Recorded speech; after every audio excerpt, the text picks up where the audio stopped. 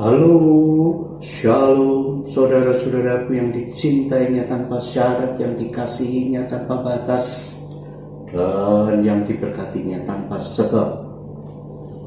Saudara, banyak pernyataan-pernyataan keliru akibat lamanya kita sebagai orang Kristen mengikuti faham kebenaran yang sudah dipelintir, yang kelihatannya menghormati Tuhan, tapi pada kenyataannya itu menunjukkan pandangan yang keliru tentang Bapa surgawi kita. Saudara, pertanyaan apa sih keselamatan bersyarat itu? Yaitu kalau engkau hidup dengan menu campuran agama Kristen dan masih mempercayai perjanjian lama, akibatnya sulit untuk tidak cemas, terutama ketika dirimu tersandung dengan dosa. Makanya Paulus mengatakan kepada jemaat di Kolose, dikatakan, juga kamu yang dahulu hidup jauh dari Allah dan yang memusuhinya dalam hati dan pikiran, seperti yang nyata dari perbuatanmu yang jahat, sekarang diperdamaikannya di dalam tubuh jasmani Kristus oleh kematiannya, untuk menempatkan kamu kudus dan tak bercela dan tak bercacat di hadapannya. Sebab itu kamu harus bertekun dalam iman, tetap teguh dan tidak bergoncang, dan jangan mau digeser dari pengharapan Injil yang telah kamu dengar dan yang telah dikabarkan di seluruh alam di bawah langit, dan yang aku ini Paulus telah menjadi pelayannya. Kolose 1 ayat 21 sampai 23. Kelihatannya kalimat kamu harus bertekun dalam iman kok sepertinya keselamatan yang bersyarat ya? Padahal tidak demikian. Mengapa? Karena dirimu sudah menyatu dengan Tuhan, dan apa yang Tuhan telah persatukan, tidak ada seorang pun yang dapat memisahkan. Maka di sini Paulus sebenarnya mengatakan, di mata Allah kamu sudah suci dan sempurna, tetapi kamu tidak akan melihatnya kecuali kamu percaya. Kamu tidak akan berjalan dalam kebenaran kecuali dengan iman.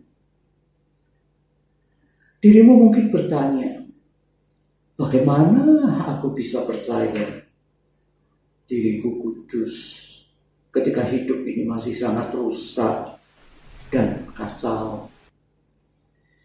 Inilah yang perlu dirimu percayai. Hidupmu tersembunyi di dalam Kristus, di mana Ia adalah kudus dan tidak bercacat. Memang dirimu butuh kekudusan, karena saudara tidak bisa masuk tanpa kekudusan. Tetapi kabar baiknya adalah bahwa Yesuslah yang memenuhi kebutuhan kekudusan itu. Dengan satu korbannya, saya, saudara, kita telah disucikan dan sempurna selamanya. Ibrani 10 ayat 10 dan 14. Tentu saudara sulit untuk memahami kebenaran ini, bukan? Itu akibat lamanya kita sebagai orang Kristen mengikuti faham kebenaran yang sudah dipelintir, atau karena kita yang dibesarkan dengan menu campuran agama Kristen, selalu dengan anjuran bertekunlah dalam iman. Padahal tanda bahwa saudara tidak bertekun dalam iman itu adalah saat saudara lebih sadar kekuranganmu daripada penyediaan Tuhan. Yaitu saat saudara berpikir, saya tidak suci, tidak hidup benar, kurang bermanfaat bagi orang lain. Inilah tandanya saudara tidak bertekun dalam iman. Yuk kita lihat bagaimana Paulus mengoreksi kesalahpahaman ini di dalam Kolose 2 ayat 9. Sebab dalam dialah berdiam secara jasmaninya seluruh kepenuhan kealahan. Ayat 10, dan kamu telah dipenuhi di dalam Dia. Kamu telah dipenuhi di dalam Dia. Jadi kalau begitu, bagaimana saudara dinyatakan terus bertekun dalam iman? Dengar saudara, dengan mengakui bahwa di dalam Kristus dirimu tidak kekurangan hal yang baik, dengan mengakui bahwa dalam Kristus dirimu telah menerima segala berkat rohani yang ada, dengan mengakui bahwa dalam Kristus dirimu telah dibawa ke dalam kepenuhannya, saudara sudah penuh. Jadi masalahnya bukan kekuranganmu, tetapi ketidakpercayaanmu. Maka jika saudara berdoa, Tuhan, tolong jadikan aku benar dan suci, ini berarti saudara tidak lagi bertekun dalam iman. Itu sama dengan dirimu menyuarakan ketidakpercayaan dan bertentangan dengan firman-Nya yang mengatakan bahwa dirimu penuh dalam dirinya. Menyuarakan ketidakpercayaan itu meminta Yesus melakukan apa yang sudah dilakukannya.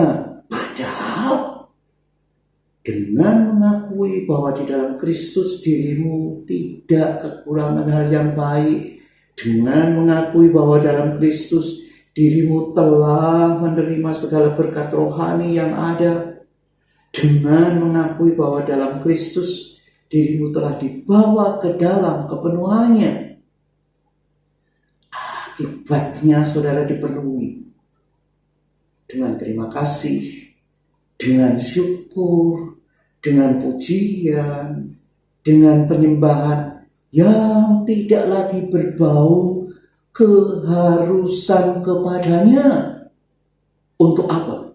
Yang telah Dia lakukan. Melainkan mengalir dari dalam sebagai kerinduan yang telah memenuhimu, memenuhiku, memenuhi kita dengan ucapan terima kasih Yesus, mengucap syukur, ungkapan pujian dalam penyembahan. Karena Kristus di dalamku yang mencintaiku tanpa syarat, diriku telah menjadi benar dan suci seperti Dia. Dan oleh karena itu, selamanya aku sudah menyenangkan Allah. Haleluya.